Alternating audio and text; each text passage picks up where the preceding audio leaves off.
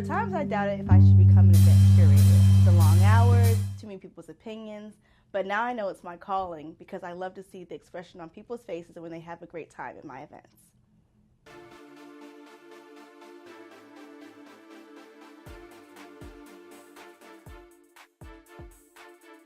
Hey everyone, it's Neffy Anderson here with a brand new episode of The Path Less Traveled.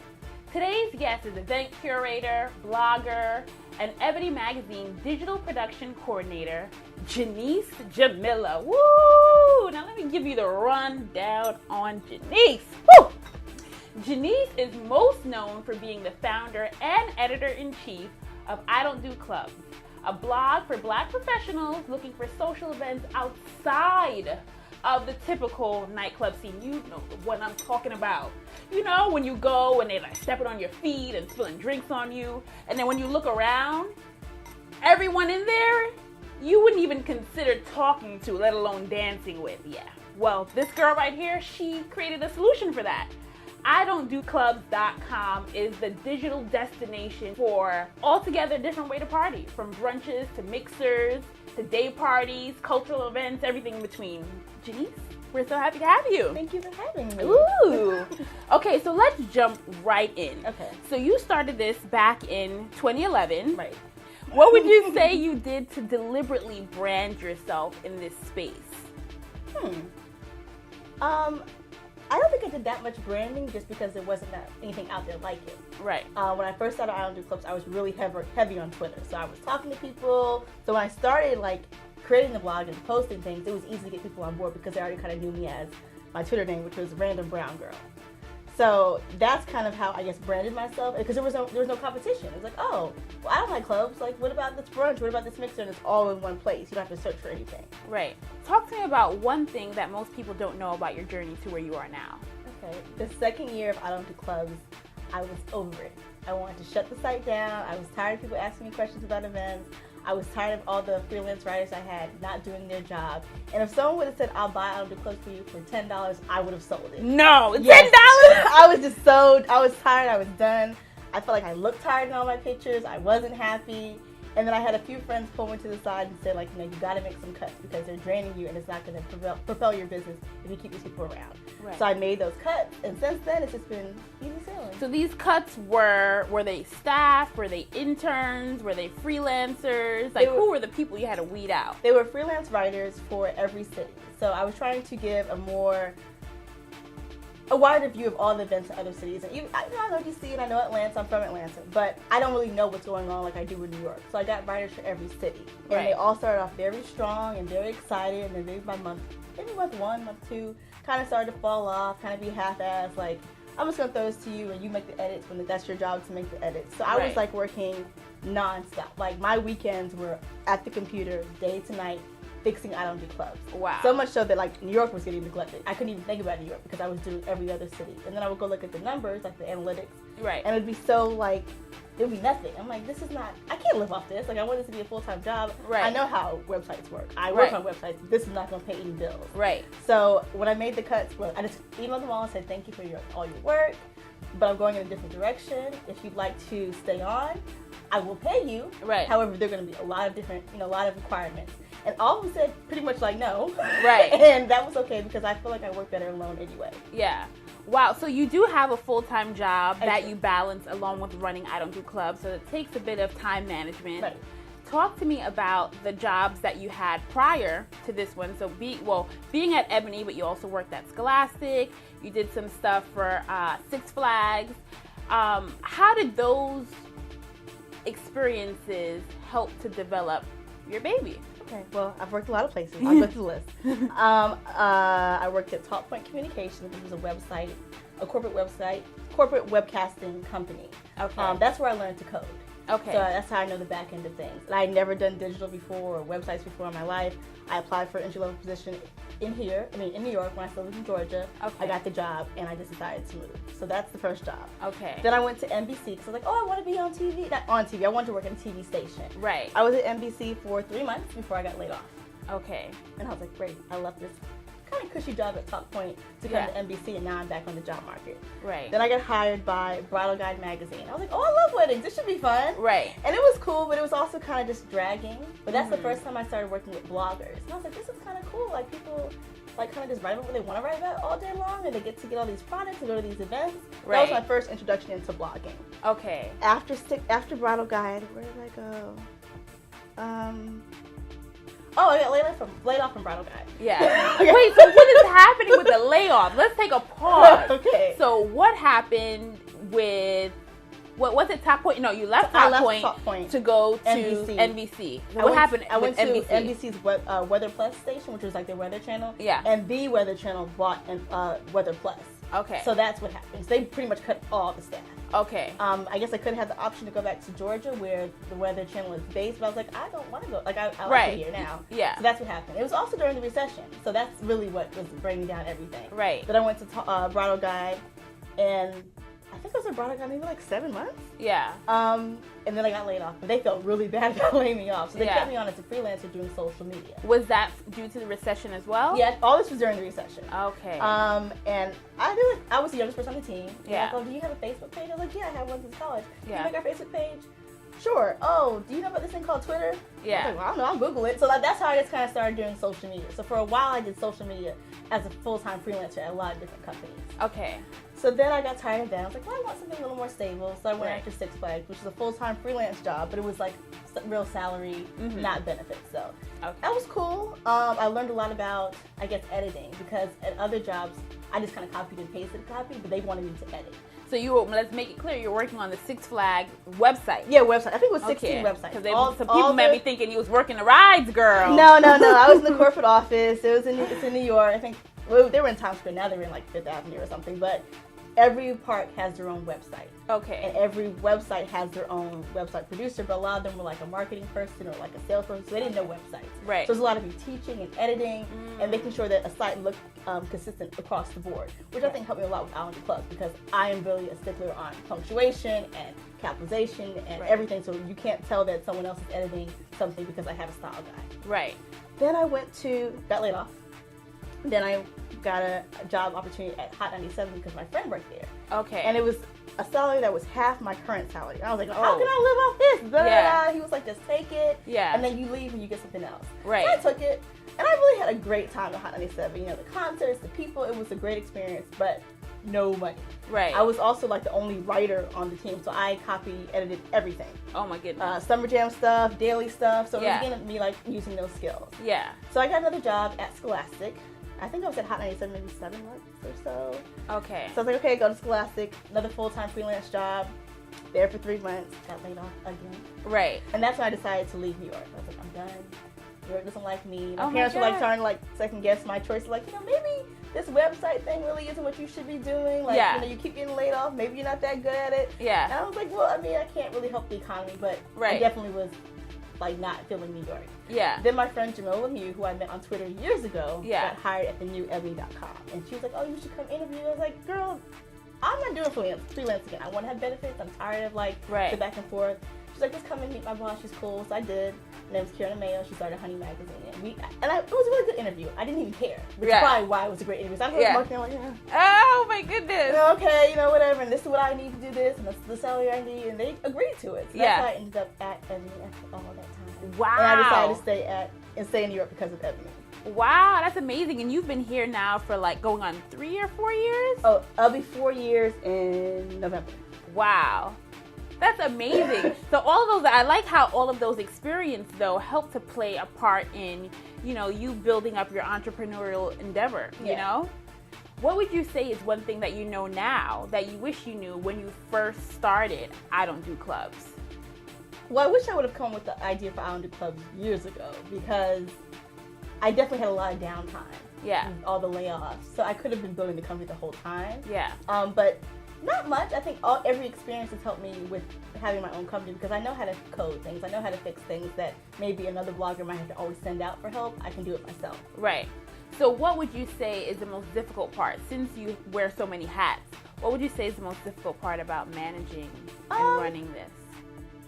Honestly, the most difficult part is when people try to sidetrack me with like nonsense emails. Yeah. And I get a lot of those now. So a lot of times I'm thinking like, you're wasting my time. Like if I wasn't going back and forth to you about something that does not even matter, I could be building my site more. So that's really the hardest thing. What would you say has been your last career low? Okay. And how did you bounce back from that? After Six Flags, I was laid off for about 6 months. So I depleted my savings and I wasn't getting any money coming in. So that was really like, maybe this isn't the place for me. Maybe I should go somewhere else because like I'm back basically where I started after having all those years of saving and like doing well. Yeah. And then not being able to like, you know, go to happy hour or get a shirt from a store like that tears you down to where like I can't do anything but kind of sit in this apartment that I'm paying too much money for anyway. Yeah. So how did you bounce back from that feeling of just like disappointment and frustration? And my mom was just like, you know, you can't cry over spilled milk. Like the money's gone. She's like, that's what it's there for. Savings are there for rainy days. You had rainy days. You can build it back. It's just money. And I was like, you know, that's right. Like I can't get so hung up on a dollar amount. Yeah. In you working at these different places, you mentioned that you being young and knowing social media really helped to kind of like add to your value. How would you say you're using social media strategically to help further your brand?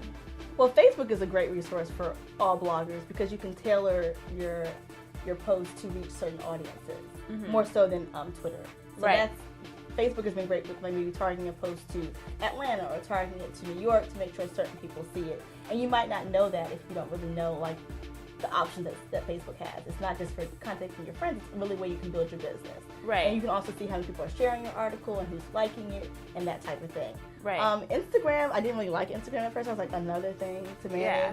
But I don't really, Instagram is fun to me because I just put up quotes I like. Yeah. Like people are always like, is that mad? Are you mad at someone? Like, no, it's just something, it's just a quote. So that's fun. And I think it makes people see like she has a personality too, not just events. Right. So I really don't focus on events on Instagram. Yeah. Now I follow the Instagram. Instagram, you guys follow I Don't Do Clubs on Instagram. And I think that's the handle for all of the social media properties.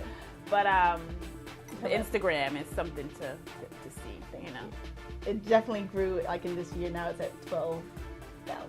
Wow. I read that in starting I Don't Do Clubs, you happened upon a book that really gave you the push. Right. So tell us the name of that book and some other resources that you spent or invested in to help further grow you as a young professional. Okay. Well, to start, I never had the idea. It wasn't like I had the idea to start I Don't Do Clubs and then I read the book. Right. I was reading the book called The Laws of Blogging, which is by Angel Laws, who started Concrete Loop. So I bought the book, and while I was reading the book, I was writing down notes, and I was like, oh, this would be a good blog idea. So that's how I came with I Don't Do Clubs. It wasn't an idea before that.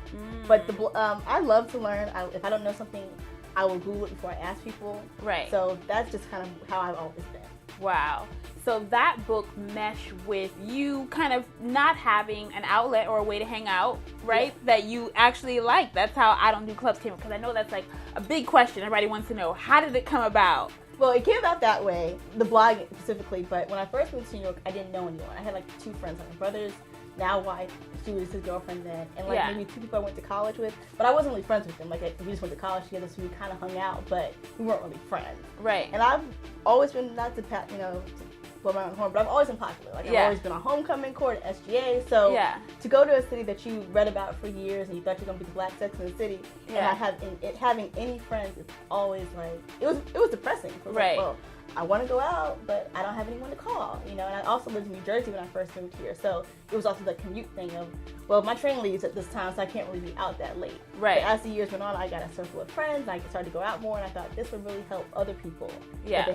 If they come to the city and they want to know what to do. Yeah, I love it because the way that the blog is written, you write it through that lens, and I feel like it's like you're writing for me. You're speaking directly to me.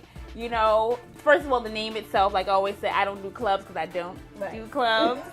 But then just like the little intricate details, like the age group that's going to be there, the crowd, the styles, what to wear, who you might see. And I really appreciate, I don't know if people tell you this, but I appreciate the fact that you do your due diligence to try to have like an even balance, for the guys out there. You guys are the ones that usually have to pay full price. But with I Don't Do Clubs, I feel like they get like discounts and our events, usually, because guys don't like to come out. Yeah. So we try to get them to come out that way. I love it. So what would you say is the career moment that you're still waiting for? Because I feel like you kind of like, you embrace everything and like have a really good kind of go with the flow kind of thing going on? I'm waiting for a moment when I don't need the Ebony paycheck. Like, I could live off I don't do clubs. I wouldn't be super comfortable though. So I think when I know if I got fired from Ebony, everything would be completely okay. Yeah. Is when I would be like, okay, I finally feel good. I love it. Yeah. All right. So I think that's the point that we're all trying to get to, right? You too. I know. I see you. So we always like to include you, the fans, and just getting some questions from them and seeing what they want to know. Can't leave them out. So let's go to Instagram where we posted a question to see what exactly they would like to know. Let's see. I hope you guys are behaving. All right, so I am Sam_18 wants to know, where do you see I Don't Do Clubs in the next 5 years? In 5 years, I would like I Don't Do Clubs to cover all the cities the same way I cover New York. Like all the brunches, all the day parties. I think that's a great place to be. I would also like to have a better app. I had an app a few years ago. I kind of rushed it, honestly. Like I just I want to do an app. I didn't really think about every single step. Right. So I would like an app that really is knows what you're thinking. Like, okay, I'm at this place this time, and it'll give you an exact place to go, an exact place to eat, and what it might cost you. I would like that to happen. Yeah. So really, you don't have to like go to the site and kind of look. It can tell you where you should go. I love it. Or maybe an app that just already knows you, your personality, and will tell you these are suggestions for you and what you like to do. Yeah. I think that's doable, though. Yeah, it's definitely doable. I mean. Yeah. Okay, so let's see. Miss_DeLovely wants to know, what was your process of developing I Don't Do Clubs? So we kind of already went into that, but they want to know more in depth in regards to what resources you use in terms of people. Did you reach out to other bloggers or writers to get advice before you started? Do you have any mentors that helped you along the way? No. This is she's like, no, I didn't. I get the definition of self-made, huh? Well, I do have, if I have a technical problem that I can't figure out, I do have 2 designer development friends that I would reach out to, but pretty much it was all me. I don't really talk about I don't do clubs with my friends or my family. Like, people ask me, but I feel like that's my thing. Like, I don't need like a group to approve before I do something. Yeah. I just do kind of what I feel like doing. Ooh, I need you to see, this is the moment where you got to talk to the people in the back of the church, make sure they hear. Just tell them that whole little spiel again about not needing people to approve. I just think that you should do what you want to do and stop looking for acceptance from other people. If you feel like this is a good idea, go for it. Don't wait for your friends to tell you, oh, that's a good idea. It's just your life. Go for it. Preach, girl. Preach. So I guess this was like a 3-part question. She also wants to know, what advice do you have for those trying to build their own blog, website, or business? Figure out exactly what you want and then Google the hell out of it. Like, I want to do this. Let me read how this person did it. Let me read how this person failed at it. Let me read, some tips. Like, there are all these like tip sites. Just read a lot and then go for it. Because I have the background in digital, so it's a little different. But I'm sure a lot of bloggers kind of jump out and they get stuck because of the digital side or the technical side. Right. Maybe reading more, even spending some money, because people don't want to spend any money either. Yeah. People, and I can wing it because I work in this industry. But some people, you might have to put out that money so you don't have to work with the problems later on. Right. Yeah, I definitely had a site break. Like the second week of I Don't Do Clubs, I don't know. I think I featured like some independent band or something, and that's because like my site had a lot of like little tinks that I didn't know because I kind of just winged it. Yeah. And I figured it out, but someone else might not have. So don't be afraid to spend money to have your dream be correct. Yeah, I love it. You did a lot of quotables. I hope you guys were writing some stuff down. So just to piggyback off of what you said, I feel as though you have a very difficult job because I feel like anybody in kind of like the event planning or throwing industry, there's a lot of expectation that comes along with that. True. So I would like you to help. I see where this is going. Yeah. I would like you to help us to manage our expectations. So, few things. I would like to know what we should think about when choosing a place to like hang out and unwind. Okay. And how can we make sure that we have a good time? Because we'll blame everybody else, the weather, the DJ, blah, blah, blah. How can we make sure that we are having a good time and taking control of, the energy and the outcome of the night? Okay, I think it's primarily your job to make sure you have a good time. If they have a DJ, if there's not a crazy line outside, if air conditioning's on, like they've done their part. Right. A party promoter or even a venue. So complaining about, well, I didn't meet any guys, or guys didn't want to dance with me, like that's not anyone. Like it's not necessarily your fault either. It's just maybe like you had an off night, or maybe the guys just weren't interested. But I think people just, and I don't want to say women because I just get tired of us always bringing each other down. But like, you gotta relax. Yeah. You can't go out and think every time you go out you're gonna meet your husband. Like that's not. No one can guarantee. I can't guarantee that. Right. And other party promoters can't guarantee that. So just go out and have a good time, and probably you'll meet some people. Right. Doing that. I gotcha. Because I know that you must get a lot of email. I do get a lot of, not a lot. Sometimes I get emails that I feel like are completely understandable. I had an event with Ebony, my job, earlier this year, and the coat check line was crazy. Like, I don't know what happened, but the line was so long that it was going into the party. Yeah. And they kind of like stopped the party a little bit. And right. people complain about that, and that's a valid complaint. Like, I'm sorry, I don't know what happened. Yeah. They had 4 people back there. But absolutely, I take that criticism, with no problem. But if you complain that guys didn't dance with you, and complain that we were playing rap music, I don't really know where to go with that. And I don't believe the customer's always right. And I say that all the time. Like, if you come to me sideways, I'm not going to be cheerful with you. Like, if you wouldn't say it to my face, don't say it to me online. Yeah. Ooh, that was a read. That was a read. But you are very correct. Yeah. So is that why you call yourself the side eye originator? Where did that come from? I don't know when that started, but I mean, every time people say, I think you said she calls herself the original. I think on one page. Not the second, not the third, the original. Because whenever I'm at an event, people somehow always catch me like side eyeing someone before I was even called. Wait, let me like how you do it. Let me. I don't know why. That's just kind of, my mom does it, my dad does it. I feel like it's hereditary, but I don't know. I just kind of, I don't know. I read my emotions on my face, and sometimes that's a bad thing too, because sometimes I'm not mad. I'm just kind of maybe I'm thinking about something else, but it reads that I'm like not having a good day. I gotcha. I love the fact that with this site, though, you do allow people to submit events. Yeah, that's mostly what the site is. Not mostly my events. It's mostly submissions. So how do you come up with how much you were going to pay, charge people in order to have their event listed? Okay. And then my follow-up question is, has there ever been a time where you had to turn away someone, not because they didn't follow the criteria that you were asking for, but ethically or morally, you felt uncomfortable about whatever it was? Okay. I didn't always charge. The first 2 years, I didn't charge. And right when I had my breakdown, a blogger who I admire, respect, Joy from the Fab Empire. I don't know if you've heard of the Fab Empire. Yes, I have. I saw her in an event. She also works in media. Like, she works at ABC. And she was like, well, girl, how's it going? I just kind of like, oh, girl, da, da, da. And she was like, well, you got to start charging. Yeah. I was like, well, people won't submit. And she's like, you're right. And I didn't think she was going to say that. She's like, well, they won't submit for a while. But eventually they'll see the value of what you're doing, and they'll start to pay. So I did start to do that, because my inbox before then was just out of control. Like, I could never keep up. I would work all weekend, and after work, and I would wake up and it would be filled again. Yeah. And then people wouldn't really follow the criteria. So I was trying to be nice. I'm like, well, you're creating more work for me. So when I started charging, I got more serious inquiries. And when I first started, I think it was $10. Right. Then I went to $12. Now it's $15. It'll probably be $15 for a while, but I think that's not high at all. No, that's pretty good. If you really want to promote your event, honestly, I should be charging a lot more. Yeah. But I want people to still reach the people. Yeah. And I don't want you to feel like your brunch can't be on Island View Club because you don't have $200 through your one post. Yeah. As far as turning people down, all the time. If you send me a club event, no. If you send me an event with a girl's ass out, no. If you send me anything that I feel like it's going to be, if I find offensive, I know my readers will find offensive, and I don't need your $15 that much. Mm-hmm. So, ooh, girl, yes. So just to wrap things up, we went through a lot. You gave a lot of great information about the brand and how you grew it and developed it. Let's talk more about you now. Okay. Just some things that you would like your readers to know about you, the person.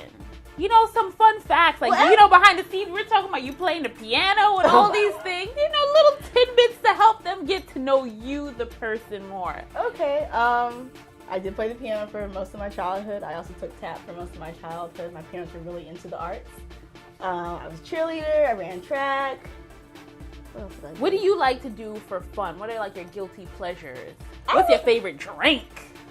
My favorite drink currently is a Moscow Mule, which is vodka, lime, and ginger beer. I love ginger beer. Okay. I really really like, my guilty pleasure, I guess, is hanging out with my friends. I really like just being around people that I kind of already know. They don't want to talk about I Don't Do Clubs. They want to talk about like regular stuff. Yeah. Over happy hour or something. And I do love my Netflix. So things like that. And I like trying new places in New York. I like to be a tourist sometimes. Like the day parties are cool, but your city probably has a ton of other things to offer except even outside of that. Right. You should also check those things out. I love it. Well, it was so great talking with you. And I just want to thank you for having the courage, you know, to turn your passion into your paycheck. It's rough out here, you know, take that leap of faith. It's rough. So I really appreciate it. Can you just let everyone know where they can follow you and keep up with the brand? You can follow all my social media accounts, Facebook, Instagram, Pinterest, at I Don't Do Clubs. And you can follow the website, I Don't Do Clubs, at idon'tdoclubs.com. I love it. So if you guys enjoyed this interview as much as I did, I need you to let me know. Don't be stingy. All right, I need you to like, I need you to comment, I need you to subscribe, tell all your friends. And then also, if you know someone that you think like, you know, I think that they would be good to be on the show, I think you should let me know that. Please and thank you in the comments. All right, until next time, bye.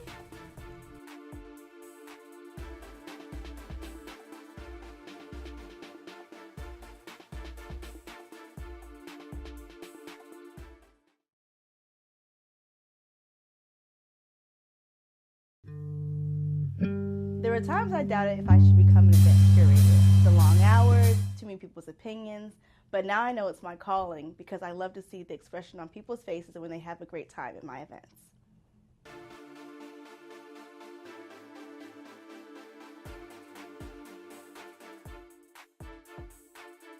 Hey everyone, it's Nephi Anderson here with a brand new episode of the Path Let's Travel. Today's guest is event curator, blogger, and Ebony Magazine digital production coordinator, Genese Jamilah. Woo! Now let me give you the rundown on Genese. Woo! Genese is most known for being the founder and editor-in-chief of I Don't Do Clubs, a blog for Black professionals looking for social events outside of the typical nightclub scene. You know the one I'm talking about. You know, when you go and they're like stepping on your feet and spilling drinks on you, and then when you look around, everyone in there, you wouldn't even consider talking to, let alone dancing with. Yeah. Well, this girl right here, she created a solution for that. IDon'tDoClubs.com is the digital destination for altogether different way to party, from brunches to mixers to day parties, cultural events, everything in between. Genese, we're so happy to have you. Thank you for having me. Ooh. Okay, so let's jump right in. Okay. So you started this back in 2011. Right. What would you say you did to deliberately brand yourself in this space? I don't think I did that much branding just because there wasn't anything out there like it. Right. When I first started I Don't Do Clubs, I was really heavy on Twitter. So I was talking to people. So when I started like creating the blog and posting things, it was easy to get people on board because they already kind of knew me as my Twitter name, which was Random Brown Girl. So that's kind of how I guess branded myself, because there was no competition. It was like, oh, well, I don't like clubs. Like, what about this brunch? What about this mixer? And it's all in one place. You don't have to search for anything. Right. Talk to me about one thing that most people don't know about your journey to where you are now. Okay. The second year of I Don't Do Clubs, I was over it. I wanted to shut the site down. I was tired of people asking me questions about events. I was tired of all the freelance writers I had not doing their job. And if someone would have said, I'll buy I Don't Do Clubs for you for $10, I would have sold it. No, yes. $10? I was tired, I was done. I felt like I looked tired in all my pictures. I wasn't happy.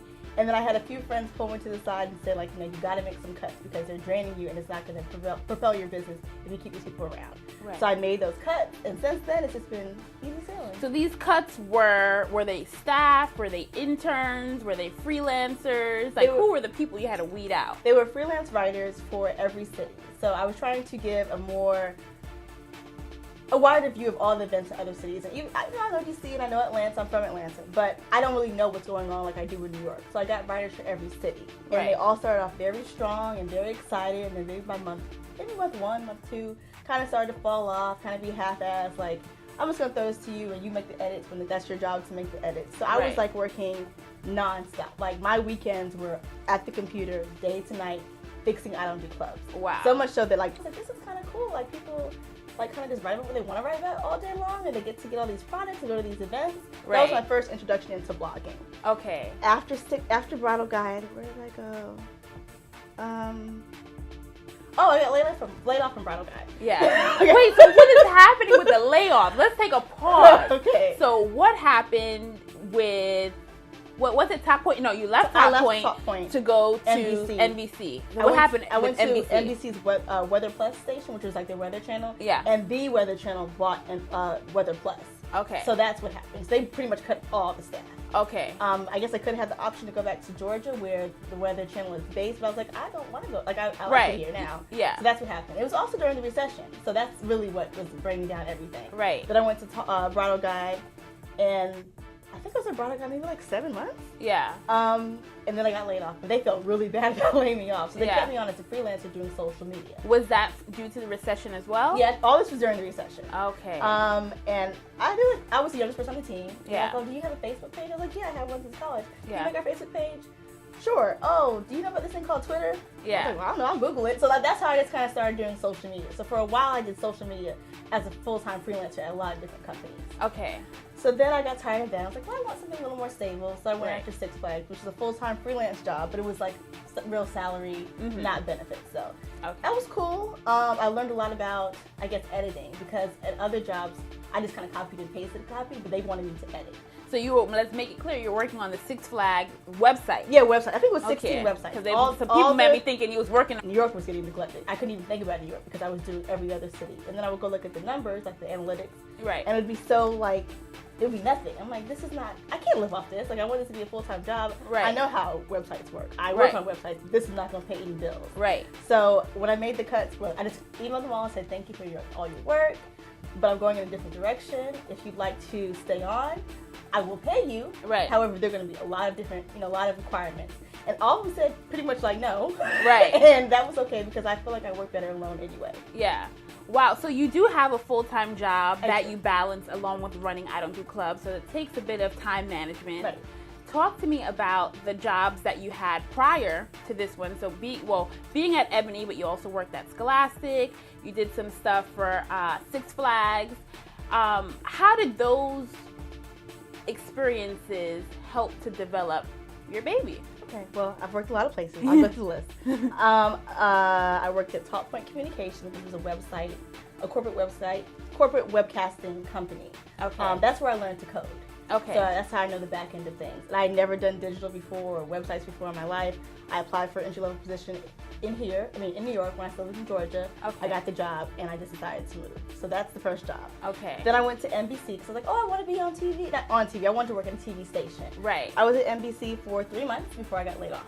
Okay. And I was like, great. I left this kind of cushy job at Top Point to come to NBC, and now I'm back on the job market. Right. Then I got hired by Bridal Guide magazine. I was like, oh, I love weddings. This should be fun. Right. And it was cool, but it was also kind of just dragging. But that's the first time I started working with bloggers. Rides, girl. No. I was in the corporate office. It's in New York. I think they were in Times Square. Now they're in like Fifth Avenue or something. But every park has their own website. Okay. And every website has their own website producer, but a lot of them were like a marketing person or like a salesperson, so they didn't know websites. Right. So there's a lot of you teaching and editing and making sure that a site looked consistent across the board, which I think helped me a lot with I Don't Do Club because I am really a stickler on punctuation and capitalization and everything, so you can't tell that someone else is editing something because I have a style guide. Right.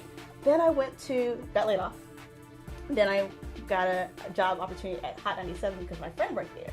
Okay. And it was a salary that was half my current salary. And I was like, how can I live off this? Blah, blah, blah. He was like, just take it. Yeah. And then you leave and you get something else. Right. So I took it. And I really had a great time at Hot 97. The concerts, the people, it was a great experience, but no money. Right. I was also like the only writer on the team, so I edited everything. Oh my goodness. Summer Jam stuff, daily stuff. So it was again me like using those skills. Yeah. So I got another job at Scholastic. I think I was at Hot 97 maybe 7 months or so. Okay. So I was like, okay, go to Scholastic, another full-time freelance job. There for 3 months, got laid off again. Right. And that's when I decided to leave New York. I was like, I'm done. New York doesn't like me. My Oh my parents were like God. trying to like second guess my choice. Like, maybe this website thing really isn't what you should be doing. Like, you keep getting laid off. Maybe you're not that good at it. Yeah. And I was like, well, I mean, I can't really help the economy, but I Right. definitely was like not feeling New York. Yeah. Then my friend Jamilah, who I met on Twitter years ago, Yeah. got hired at the new ebony.com. And she was like, oh, you should come interview. I was like, girl, I'm not doing freelance again. I want to have benefits. I'm tired of like the back and forth. She's like, just come and meet my boss.